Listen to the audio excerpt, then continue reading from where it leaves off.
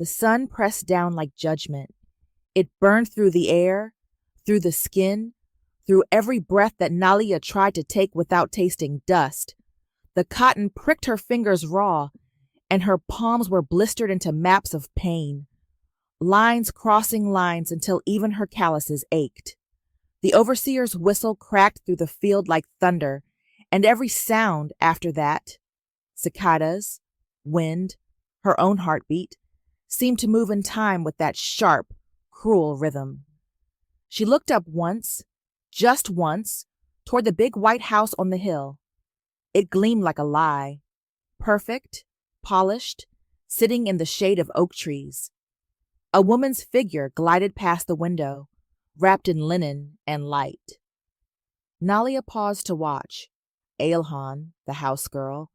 Even from far away she looked untouched. Her hair was smooth, her apron white. Sometimes Nalia imagined that the air inside that house smelled like honey and soap instead of sweat and blood. Sometimes she let herself believe Alhan never had to flinch when a man raised his hand or a whip cracked in the wind. Lucky, she muttered under her breath. Some folk just born lucky. Yet, inside that white house, the air was heavy too, just in a different way. It carried the weight of perfume and powder, of candles burning down to their last inch. Ailhan stood near the parlor door, her hands trembling over a tray of tea. The mistress sat near the window, eyes sharp as glass, pretending to sew. "Don't dawdle, girl," she hissed without looking up, "and keep your eyes down when Mr. Harlan passes by." Ailhan obeyed, as she always did. The tray clattered softly when she set it down. The master's shadow lingered at the edge of her vision, a look too long, a smile too soft, the kind that made her stomach knot. She'd been in this house since she could remember. The mistress liked to remind her why. Your skin's light enough to match the drapes. Ailhan didn't know whether that was favor or curse.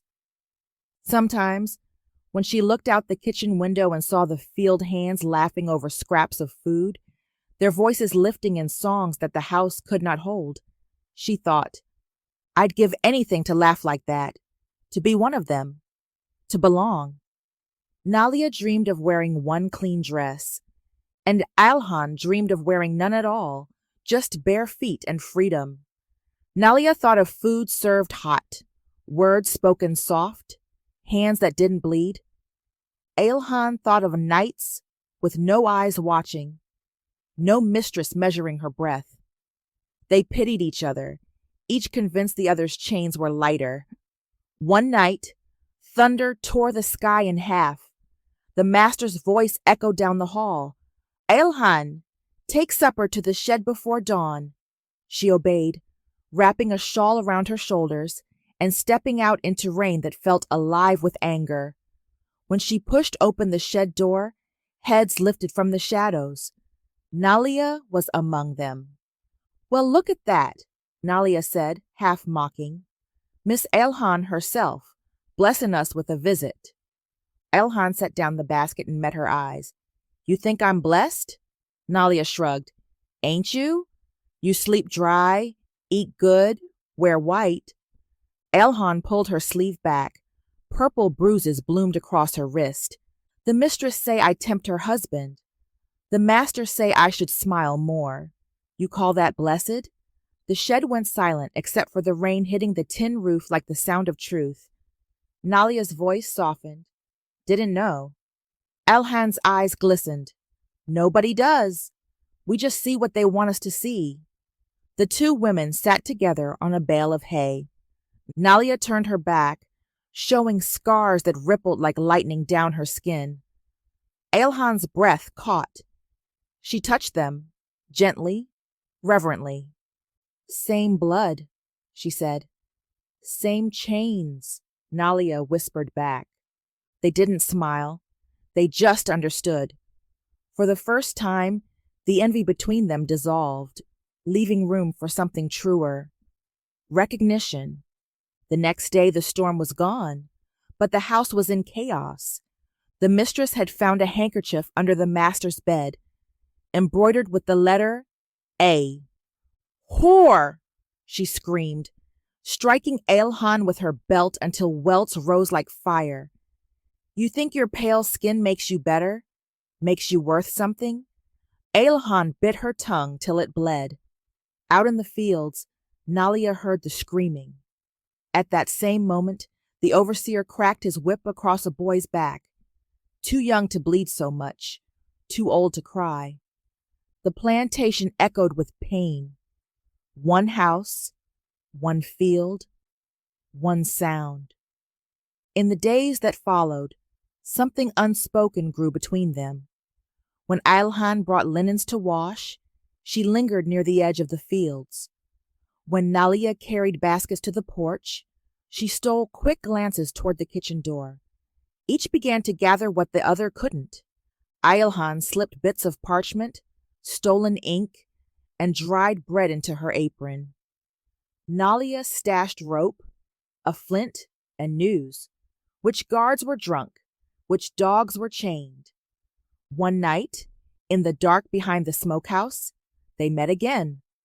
Eilhan spread a small map she'd drawn with shaking hands. "The river runs east," she said. "If we follow it by night, it'll lead us north. There's a trader in town who hides runaways. Says he owes a debt to his own mother's blood." Nalia traced the line with her finger.